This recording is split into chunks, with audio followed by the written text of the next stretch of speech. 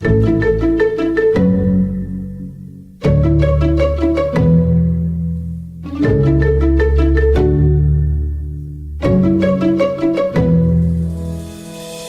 and welcome to Business Better, a podcast designed to help businesses navigate the new normal. I'm your host, Scott Marty. I'm a registered patent attorney and member of the Intellectual Property Department and Higher Education Group at Ballard's Bar, a national law firm with clients across all industries and across the world. I spent the last 18 years working along higher education clients and have watched higher education institutions continue to invent and develop new ways to grow economic development, both on and off campus. This episode is part of a new podcast series where we will visit different leaders striving to grow economic development in their areas and regions of interest. We will be discussing new initiatives, new models, the interest and investment in technology parks, incubators, and accelerators, as well as other creative economic development platforms being implemented throughout the country. The episode features a discussion on some amazing new programs and initiatives being implemented in connection with the University of Utah, as well as the surrounding Salt Lake City area. Again, my name is Scott Marty, and I'll be leading the discussion today. My guest today is Keith Marmer. Keith is the Chief Innovation and Economic Engagement Officer at the University of Utah. Before his tenure with the University of Utah, Keith was Managing Director at SG3 Ventures, and prior to that was the Chief Business Officer at the Penn Center for Innovation. And prior to that, the list goes on and on. Welcome, Keith. Thanks, Scott. Great to be with you today. Glad to have you. So with that intro, you've kind of run the gamut of economic development. You've been a CEO, a CTO, a CBO, a venture capitalist, and more. With all that experience, how far have we come since you entered the world of economic development? I think those titles alone just tell you that we've created more alphabet soup as much as anything. But I think what we're seeing probably can't be encapsulated in a quick thought, but I'll try. What I believe is really driving us as much as anything right now is this realization that what historically was a highly transactional set of processes between stakeholders, those stakeholders being universities, industry, venture capitalists, government agencies, is quickly becoming very relationship-centric. And that is to say, this recognition that economic development goes somewhat hand in hand with ecosystem development, oftentimes get conflated, if you will. And what we're seeing is a higher emphasis being placed on cultivation of relationships across an ecosystem in order to catalyze economic development. Interesting. So let's drill down on that just a little bit. So if I understood what you're sharing, is the model of economic development is changing a little bit, and it's changed over time. And with those changes in mind and kind of seeing what people are now moving towards, what aspects do you see as actually working to create jobs, to push economic development forward at research institutions like the University of Utah or similar institutions? There's a combination of things that are happening right now, and some of it is physical infrastructure. Building out the research park, for example, to be a knowledge community where people come to live, work, play, have interactions, or as the head of our research park, Jonathan Bates, always likes to say, that bumpability effect. What are we doing to create the physical environment? We're also creating other placemaking activities, incubators. Our recent launch of Altitude Lab, for example, the largest wet lab incubator in the state of Utah now, we're bringing companies together that could easily sit in separate labs, but there's a lot of community in that lab environment that is leading to the creation of jobs not only in each company, but bringing in venture capitalists that are learning about all of these companies and that sharing, that ecosystem development is leading to growth. We're seeing it in the formation of accelerators on campus. We over the last 18 months have launched 3 accelerators, one in therapeutics, one in orthopedic medical device, one in software.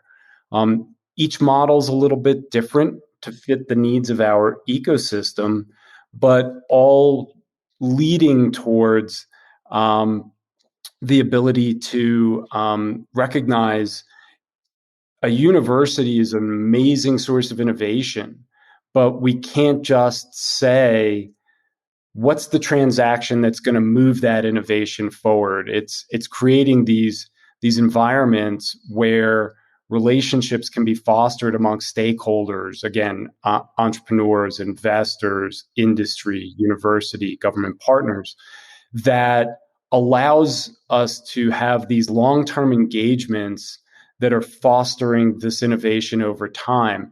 I think it's worth noting, especially in a university setting, when you think of innovation, a lot of what's coming out are these deep technologies. The concept of 2 people in a garage developing a widget, it still exists, don't get me wrong, but university deep research leads to technologies that require an extended period of time to get to commercialization.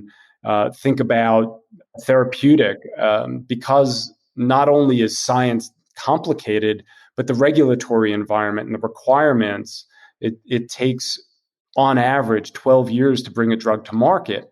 And so if you use that as an example, sort of to summarize all of these moving pieces, I think what you can begin to see is that extended period of time requires not a singular infrastructure or singular movement or singular transaction.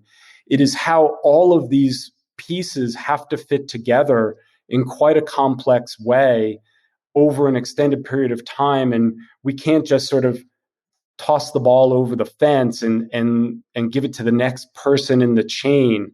The more effective structures we've learned are the ones where the interaction is more fully integrated over a longer period of time. That's wonderful. So it sounds like there's a Tony Hsieh model here, kind of the random collision. You put smart people together in a room and sooner or later something good's going to come out of it. And so I think something that our listeners would be really interested in is a little bit of how the sausage is made. So putting together all these initiatives, how do you put them together? How do you staff those initiatives and teams? And how do you keep all those moving parts moving together in the same direction? I look at it as you've got to start with the people first. You've got to have great people. A lot of how I think about my role at the university is to find great people, give them resources to the best of my ability, and then get out of their way. I think that when you look at all of those infrastructures, the incubators, the accelerators, the venture funds that we've created, all of these pieces require smart people. And then creating an environment, as you said, where those collisions can occur. So first and foremost, it's about the people. In Salt Lake City, in Utah, we're fortunate to have a great community of folks. So we do look into our community and find that we've got great people. We're also fortunate, especially over the last year plus, because of the pandemic. Utah's been one of the places where folks from other parts of the country have said, wow, I want to go live there. And whether it's because you wanted to be part of our ecosystem or you just love to ski in the greatest snow on earth, we're happy to have you here. And what we're experiencing is there's a common thread of folks who want to be part of an ecosystem. They want to engage with smart people, as you said. They want to engage with really exciting innovation, and that platform of all the things we've talked about begins to build when more people want to be part of it. But to be more specific to your question, I find that I meet someone and try to get to know them and then meet them where they are, which is to say, you've got people with great experience that you meet all the time. Some of them are looking to be CEO of the next great thing. Some of them just want to be a mentor, and lots of other things in between. And so I think the key for us at University of Utah has been to create programs where we can, as I said, meet people where they are. So for example, we created an entrepreneur in residence program where we have about 8 to 10 entrepreneurs at any given time that are looking for the next opportunity to start a new venture. That's not for everybody. We have other serial entrepreneurs or investors that want to just be a mentor or sit on a board. And so same sort of background, more ad hoc, more engagement that allows them to do exactly what they may want to do, but in a different capacity, a different role. And then there are executives in residence that are spending a day or two a week in our office and going deep with us, our team at the Pivot Center, or with our faculty on campus, or with one of the companies we've spun out, or with our venture fund. And so the relationship piece of how we engage with folks, I think the key for our success has been not trying to fit everybody into a single model, but recognizing the importance that there are a lot of great people, and you're going to have to be able to create an environment that allows them to express and engage in a way that makes sense for them. Oh, that's interesting. You've mentioned the investment community a few times. A question that I'd be interested in hearing your input in is are you seeing a particular emphasis or direction from the investment community, especially kind of given the pandemic and where we are now, the remote learning? Are you seeing any trends? And I guess one way to think about that is with the different initiatives, the different accelerators and programs you have you seen more of an influx to one versus the other, or is it truly just a broad brush? So it is interesting to think about what the pandemic has influenced from an investment or investor community standpoint. I think there are a few observations and learnings. One is that typically venture capital is a local sport.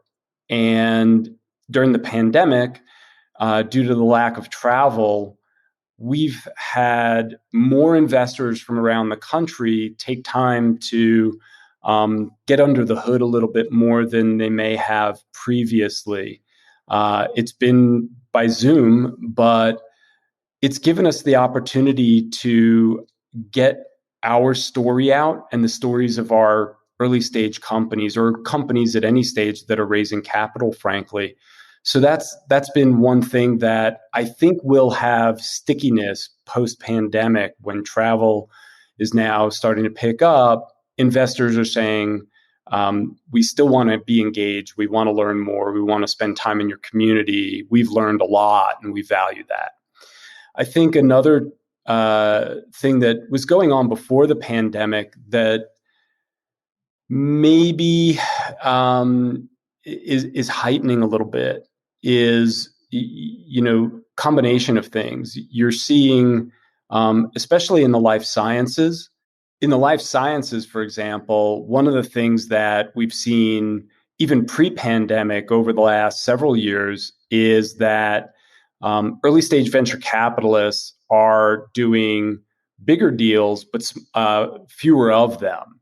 And as a result, there's this increasing gap in promising early stage technologies. And while historically there have been grant programs at a state or a federal level that try to fill that in, or angel investors, what I've seen, in fact, as recently as yesterday, a venture group I met with, is this sort of subclassification becoming more distinct in early stage investment, where you're seeing specific seed stage investors that want to play in that space that maybe only angel investors would before, where an angel investor and an institutional VC operate very differently.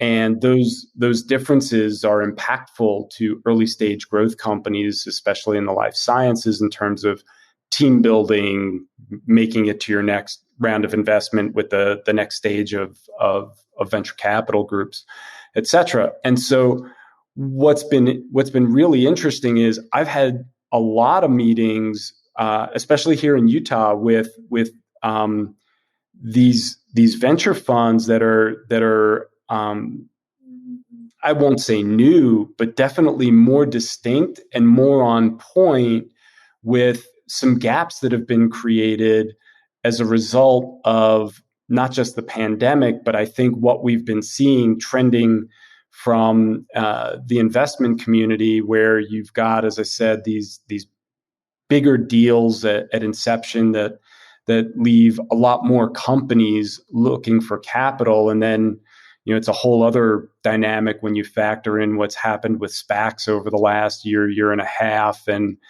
companies that are hitting the public markets that maybe would have still been playing in the private capital space. So it's an area that's been shook up fairly significantly for a few reasons, not solely because of the pandemic. So these trends that you're seeing, there in Salt Lake and there at the University of Utah, I know you've got a pretty broad network across the U.S. Are your colleagues across the U.S. seeing the same type of trend when you speak to them? Do you think that these effects are somewhat regional? It's hard to say specifically whether they are or they aren't on a broad scale. But when I do chat with folks, I don't think this is isolated to Salt Lake or to Utah. I do think that these things are happening elsewhere. If for no other reason than I'm speaking to investors in other parts of the country who are filling this bucket as well. But I do think that when I talk to folks around the country, where you may see the difference in folks who would say it is happening versus those who would say I'm not seeing it, I think intentionality comes into play. If you're playing a role of catalyst, which is how I like to think of Pivot Center and what we do, is that we are proactive, we are out in our ecosystem catalyzing these various activities and stakeholders. When I talk to friends who think of their activity similarly, I think they would tell you that they're seeing similar trends. When I talk to folks who, for one reason or another, may not be in quite that proactive role, maybe their institution can't fund it, doesn't support it, what have you, I think you'll maybe hear, well, no, this is still a bit more of a challenge. We're not really seeing it. And it's perhaps not necessarily because it's not there, but perhaps necessarily because the progression in their community or their institution isn't being supported as much as they would like. Well, that's interesting. So going back to another comment you made just a few moments ago, which was this increased exposure due to the pandemic based on virtual platforms, based on the fact that maybe it's just as simple as people have more time on their hands because they're not out, physically shaking hands. So along that virtual handshaking line, what tools and processes do you think that you and your team are going to continue to implement post-pandemic, to keep this activity alive, to take advantage of what you've seen over the last, 12 to 14 months? I definitely see us using this hybrid model where we're going to not only work in an office and invite people into our office, but work online and invite people into our online offices, if you will. I don't think I will stop seeing the inside of airports anytime soon as travel starts to ramp up. But I do think that we will leverage these new tools as much as possible. I think events like this, platforms like yours, with doing a podcast, where maybe a couple of years ago, I would have had to see you in Salt Lake or come to Atlanta to do this sort of thing. Now it just seems really natural for us to connect online and do this sort of broadcast. I think it's a great example of tools that we'll continue to use. And I think that from a communications standpoint, it'll be a broader bag of tricks, if you will. Our senior director of communications, Teresa Gubler, is working fast and furious every day to build out so many new platforms on top of the ones that we already have, that I think she will be at a never-ending pace to keep me running into all these new ways that we're going to get out there and communicate. So these are just the ones that we see today. I actually think, and I'm excited to see, in a couple of years, that hopefully there'll be new platforms and we're not just going to revert to old ways. I'm hopeful that we'll have more connectivity through more channels as time goes on. That's great. Well, speaking of in person, with some of our listeners here, and I hope that as people hear what's going on out at the University of Utah and out in the Salt Lake City area, if people were coming into the city and coming onto campus, what would you encourage them to do, to look for, or how to organize meetings to get involved in some of these incubators and accelerators and programs that you have put together? Well, first and foremost, it's contact Pivot Center, our office. One of the things that we love to do is make connections, and that connection can be whether you're looking to, as you said, engage with our incubators or accelerators and meet resident companies in our incubators. We have 9 new companies in our Altitude Lab incubator, for example. You want to meet with sort of the best and the brightest companies, call us. We'll get you connected. You want to see earlier stage technologies where we haven't even formed companies in our accelerators, we'll get you connected to the right people. If you're recruiting, there's a lot of stories in the news this week about how hard it is to find people to staff jobs of all kinds.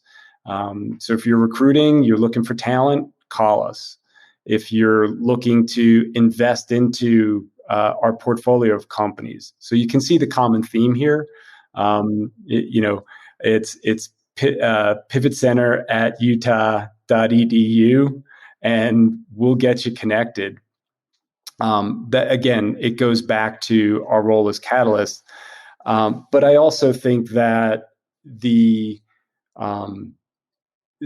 invitation to come and visit campus is always open. But if you're not ready to come to campus, we'll set a virtual meeting up. We will not let someone's geography be a limitation. And so that's one of the other takeaways from campus. But I'd love to have folks out to campus. I know, Scott, you've spent time on our campus and our community. You know what it's like to visit the mountains and do some skiing out here, do some hiking out here. So we're fortunate to have a great physical space for folks to come visit, and love to host anyone out here to see that or just our city. And we've got some great partners here, great companies that a lot of folks may want to get connected with. It's not just about our startups. It's companies like Recursion Pharmaceuticals that announced they went public a few weeks ago. They're a spin out of ours going back a number of weeks. So there's a lot going on in Utah, not just in life sciences, but in technology with our Silicon Slopes. Just a few miles south of the university, you've got arguably one of the most engaging, dynamic, thriving tech sectors in the country, if not the world. So lots of reasons to come out to Utah. You've mentioned the Altitude Lab and you've mentioned Recursion. And one thing we really haven't talked about is the interrelatedness of the Altitude Lab and Recursion being this public-private partnership, this relationship between Recursion and the University of Utah, and how that relationship ultimately generated the Altitude Lab and where that's going. Maybe you could share a little bit with our listeners on how that came about and how it's being implemented and where you see it going. The relationship that led to Altitude Labs is sort of one of those classic back of the napkin during a lunch meeting stories. As I mentioned, Recursion is a spin out of the university. They went public not too long ago, but a couple years back when they were still private and in early growth mode, I was working to get an incubator opened up in our research park. We were going to fund it internally.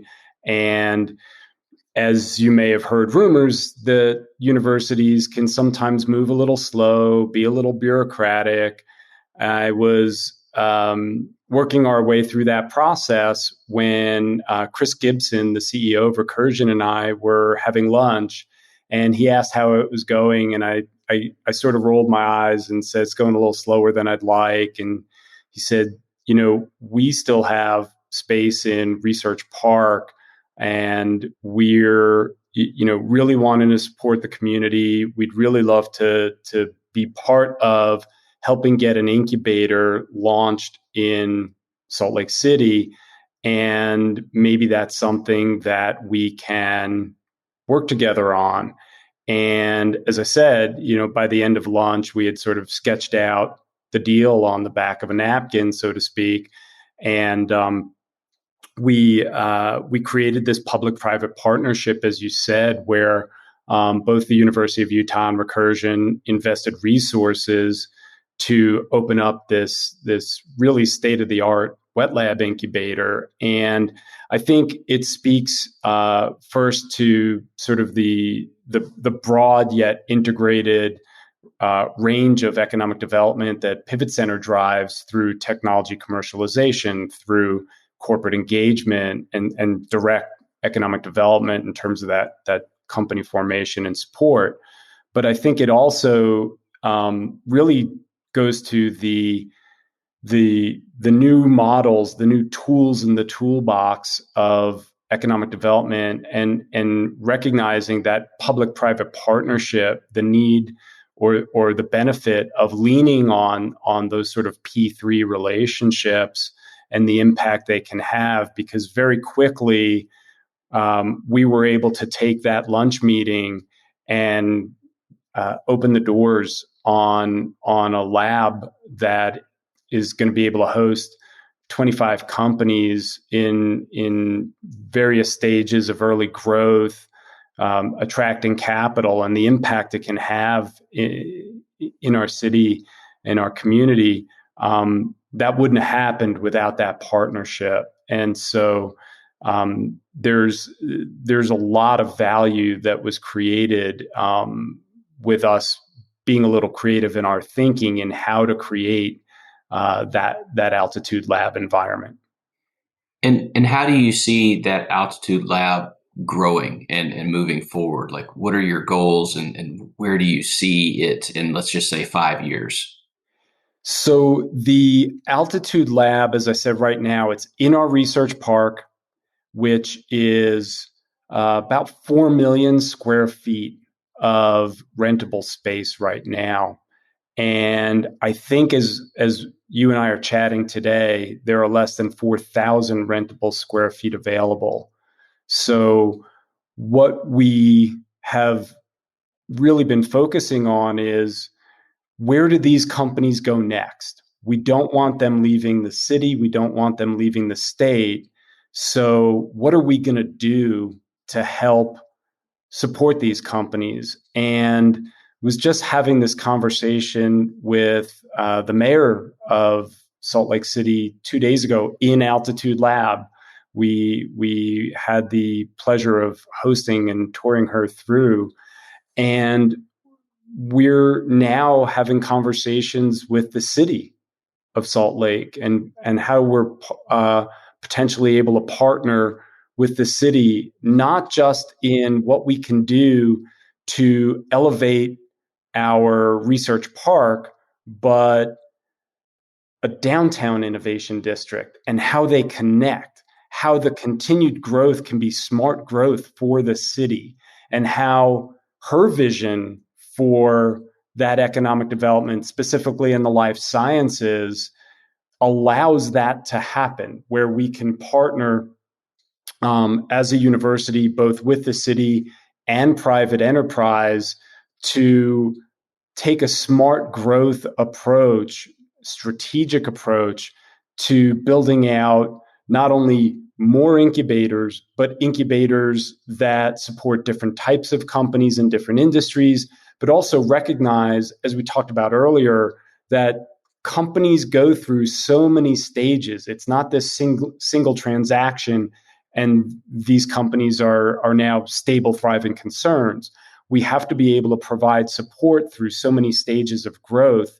And so that's where I think we're going next, is being able to map out those stages and then create the physical infrastructure and supportive ecosystem to help these companies through each stage of their growth. So along those lines, and I didn't prepare you for this, so I'll shock you here live. If people are coming in, where should they eat? Where should they eat? Some of my favorites depends on what you're up for. If you watch Diners, Drive-ins, and Dives, Red Iguana is one that comes up, but there's some other really great Mexican places throughout our region. One I think you and I have hung out is Taqueria 27. There's a few of them, one just down the street from my office, so I give them a shout out. If you're coming up to the Park City area, get out to High West Distillery. Maybe less so for the food, although I enjoy a good burger there. But their distilling is fabulous, and we've got fantastic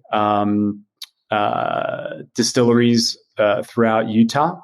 One that, if you're into beer, but coming only for the food, of course, check out Hopkins Brewery. They're in Sugar House. Love their food menu. They like to keep it fresh and change it up, but I love their beers.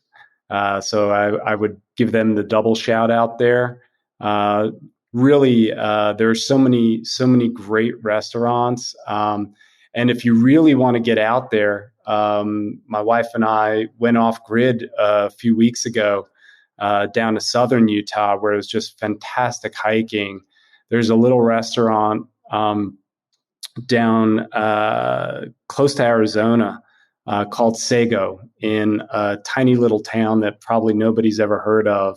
So if your listeners are coming to Utah and need restaurant tips, I'm a wannabe foodie. I'm happy to help.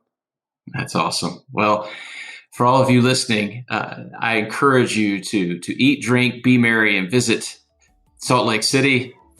Please go and visit and contact Keith if you want to learn a little bit more about what he's got going on at the University of Utah and all the initiatives at the Huntsman Cancer Institute, the Pivot Center, the Altitude Lab, and it goes on and on and on. So with that, Keith, I want to thank you for your time.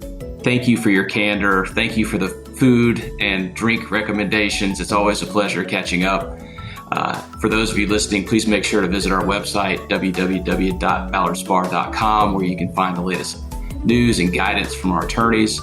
Subscribe to the show in Apple Podcasts, Google Play, Spotify, or your favorite podcast platform. If you have any questions or suggestions for the show, please email podcast@ballardspar.com.